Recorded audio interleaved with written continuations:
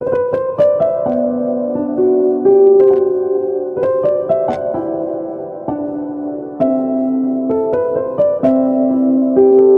صدای فرشاد آزادی، ضبط صدا مسعود جلیلیان.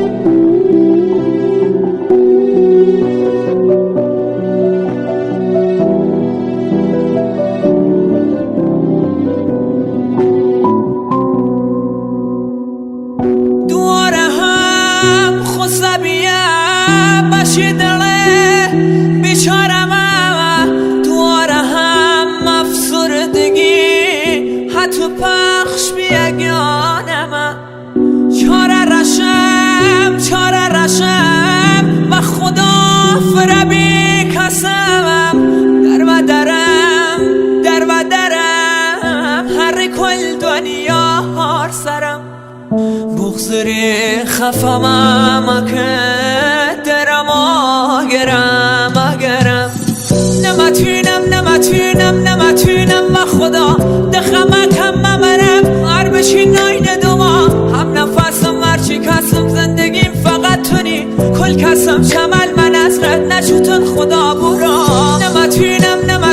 نمتونم و خدا دخمکم ممرم. هر بشی ناین دوما هم نفسم هرچی کسم زندگیم فقط تونی. کل کسم شمل من ازرد نشوتون خدا برا.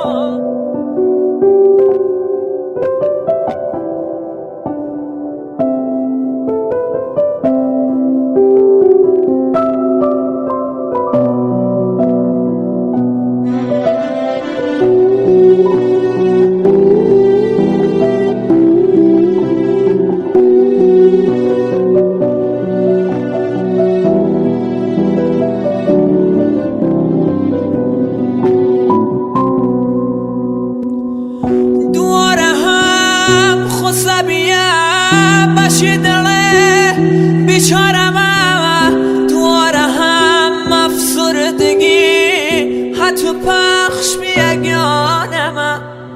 چاره رشم و خدا فربی کسمم، در و درم هر کل دنیا هار سرم. بغزری خفمم که درم آگرم.